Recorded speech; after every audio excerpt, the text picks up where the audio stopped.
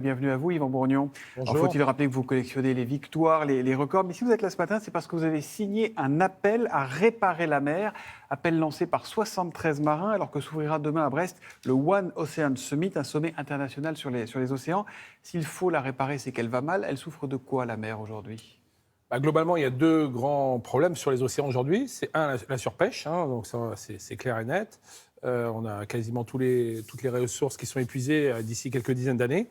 Et puis la pollution des plastiques principalement et des hydrocarbures. Aujourd'hui, 12 millions de tonnes qui partent dans les océans chaque année. 12 millions de tonnes, hein. Voilà, ça fait 17 tonnes par minute. C'est considérable. On parle de 3 fois plus en 2060, de peut-être 10 fois plus en 2100. Donc on voit bien que malgré les efforts des pays comme l'Europe, on voit bien que le problème se dégrade très vite. Alors on va se demander comment on peut essayer de régler ou d'arranger le problème. Mais moi, d'abord, je veux que vous nous racontiez ce que vous voyez, vous, quand vous êtes en mer. Moi, j'ai eu cette chance de naviguer avec mes parents, de faire le tour du monde au début des années 80, les océans parfaitement propres. Et puis petit à petit, je vois les océans se dégrader. On commence à heurter des containers avec nos bateaux de course, à abandonner des courses à cause de ces collisions avec les débris. Et puis en 2014, je fais un tour du monde un peu particulier à ras de l'eau. Et là, je navigue le long des côtes indonésiennes, Sri Lanka, Maldives. Et là, je suis face à cette pollution des plastiques. Je m'arrête littéralement des dizaines de fois par jour pour enlever ces sacs plastiques. Vous êtes bloqué. Voilà, coincés dans les gouvernails, les dérives. Et là, quand je rentre, je me dis, mais waouh, c'est nous les marins qui devons agir. C'est en fait dans les 30 dernières années que la pollution a été opérée. Et là, il faut faire quelque chose. Donc, c'est chouette, on fait plein de choses au niveau de l'éducation et de la sensibilisation dans nos pays en voie de développement, mais on peut faire beaucoup plus. Ça veut dire que vraiment, entre le regard du petit bonhomme de 8 ans que vous étiez quand vous avez fait ce tour du monde avec vos parents et là, 30 ans plus tard, c'est là que tout s'est joué, c'est là que tout s'est dégradé. Oui, je pense que dans les années 70, où les Cousteau et autres commençaient à être des lanceurs d'alerte, mais c'était encore très faible la pollution. Il n'y avait vraiment rien. Là, c'est vraiment nous, notre génération, les gens de 50 ans comme nous, qui avons contaminé ces océans. Alors l'homme se condamne s'il continue à empoisonner et à asphyxier les océans, c'est ce qu'on peut dire dans cet appel.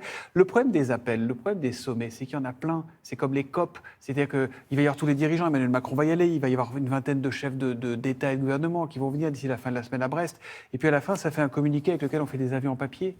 Ouais, c'est bien le souci. En fait, on a 4 leviers en fait, vraiment pour agir. C'est quoi pour que ça change vraiment ?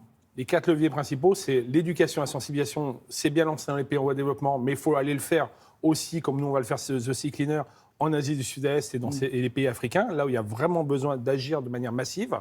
Le deuxième levier, c'est vraiment légiférer sur les lois. Là, c'est clair, on n'a aujourd'hui pas de loi très pertinente sur le sujet. Quand on voit qu'il y a des pays comme le Rwanda ou comme le Kenya qui ont vraiment interdit le plastique à usage unique totalement depuis 2019, et qu'aujourd'hui en France, on est capable simplement de dire « Ah, en 2040, il n'y aura plus de plastique à usage unique », on est capable en 2025 ou à l'aube de 2030 de dire que ces plastiques vont disparaître de notre consommation. Donc c'est à nous d'aller plus vite. On peut aller beaucoup plus vite. Ouais. Il y a des pays qui le font déjà, alors c'est moins simple dans un pays développé, mais on est capable de le faire. Après, le One Ocean Summit, c'est une bonne solution à l'initiative du gouvernement parce qu'on est quand même capable de lancer une gouvernance, de trouver des solutions pour que la mer soit un état de droit qu'on puisse défendre dans le futur, parce qu'aujourd'hui, c'est le problème. Tout ce qu'il y a au-delà de 12 000 des côtes, ça appartient à personne et personne, tout le monde se reporte le problème. Donc, il faut absolument trouver une gouvernance dans les prochaines années avec un sommet comme on va faire à Brest pour vraiment dire on peut protéger les océans, on est capable Brest, c'est pas one shot, il y aura 6 rendez-vous dans l'année pour une espèce de suivi. Voilà, pour tout à fait, oui. Côté, il faut que ça percute et il faut qu'il y ait des échéances qui soient rapides.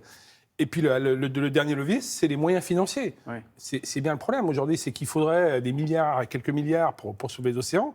On a été capable de lever des milliers de milliards pour le Covid, et on l'a bien fait pour sauver des millions de vies.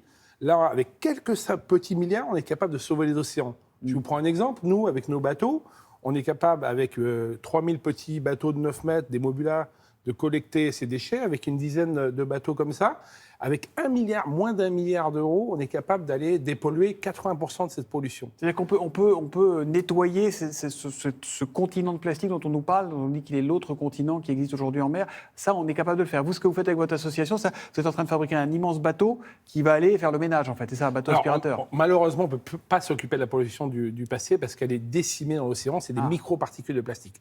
Par contre, la pollution du futur, elle arrive par des grands fleuves. 80% de la pollution flotte et arrive par ces grands fleuves du monde de l'Asie du Sud-Est notamment. Et donc, on est capable d'aller avec des petits bateaux et des grands pour aller vraiment dans les fleuves, dans les rivières, dans les ports, pour aller chercher cette pollution justement avant qu'elle se déverse dans les océans. Et donc, on peut capter très facilement ces plastiques. Et pour moins d'1 milliard d'euros d'investissement qui va durer 30 ans, on peut 1 milliard à aller l'échelle de chercher la ces planète ou à plastiques. l'échelle de la France? À l'échelle de la planète. C'est rien donc. Mais c'est rien. Ouais. Donc c'est qu'une question de décision. Est-ce qu'on y va? Est-ce qu'on dépense 1 milliard à l'échelle de la planète et on résout le problème tout de suite du plastique? Alors évidemment, il ne faut pas faire que de la récupération. Comme on fait The Sea Cleaner, nous, il faut aller faire de l'éducation, de la sensibilisation, pour qu'un jour, on n'ait plus besoin d'aller collecter ces déchets plastiques en mer. Mais comme ça va prendre quelques dizaines d'années dans certains pays ou quelques centaines d'années, allons aussi collecter les déchets. Et vous nous dites qu'il n'est pas trop tard, en fait, c'est ça? On a cette La chance. situation est grave, mais pas désespérée, c'est ça ou... Mais non, c'est pas encore dramatique. Sur Terre, on a globalement exterminé 60% de la population des animaux sauvages. Et sur mer, on est juste à quelques pourcents. Ouais. Donc il est encore temps de réagir et de sauver ces océans. Comment faire comprendre, Yvan Bourgnon, à ceux qui disent c'est pas si grave, la mer est vaste finalement, c'est pas un peu de plastique en plus ou en moins, un peu de pollution en plus ou en moins qui va changer grand-chose. Comment leur faire comprendre que c'est grave et que c'est important? Et je crois que les gens ont pris conscience. Vous savez, le grand public, les entreprises, quand on va les voir, elles ont pris conscience. Donc nous, on n'a pas de souci avec la prise de conscience. Et les pays en voie de développement, il suffit de leur passer les messages. Aujourd'hui, ce qu'il faut, c'est que les politiques, les vrais décisionnaires de nos pays prennent les mesures. Quand on voit que la communauté européenne aujourd'hui dépense que 1 milliard pour l'humanitaire alors qu'il en faudrait 36, on voit le problème, il est là. C'est l'argent. Mettons l'argent sur la table et les solutions, on les a. Les ONG détiennent les outils pour résoudre le problème. Alors donnons-leur les moyens de le faire. Vous avez un vrai espoir d'être entendu parce qu'il y a cet appel, je le disais, signé par 73 marins dont vous êtes. Et il y a 10 ans, il y en avait déjà eu un, c'est en 2013, voilà, il y a presque 10 ans, auquel les dirigeants du monde entier étaient restés sourds. Vous avez des signes là qui vous disent non, ça va vraiment bouger? C'est le tout début. C'est le tout début. Vous savez, avant, on disait il faut sauver l'Amazonie pour sauver la planète. Et les océans, finalement, ça fait 4, 5, 6 ans qu'on prend conscience que l'océan, c'est le meilleur puits de carbone pour absorber le carbone consommé notamment par la population. Donc il faut un peu de temps. Mais voilà, là, on voit bien que ça va vite, on voit bien que ça réagit plus rapidement que ce que demande le GIEC pour le réchauffement climatique. Mais c'est sûr, c'est un combat de tous les instants. Donc on espère que la France sera moteur, en tout cas pour ça. Et on entend votre conviction et vous êtes convaincant. Merci beaucoup à vous, Yvan Bourgnon, d'être venu nous voir. The Sea Cleaners, c'est l'association que vous avez lancée. On peut aller voir sur le site pour toutes les informations. Je veux juste dire un truc, ça fait 8 minutes qu'on se parle. Le temps de cette interview, il y a eu 136 tonnes de plastique supplémentaires qu'on plongeait dans les océans. Exactement. Et la France déverse encore 50 000 tonnes de plastique par an, ce qui est déjà beaucoup trop. Et donc on a encore du ménage à faire, y compris chez nous. Merci à vous. Exactement.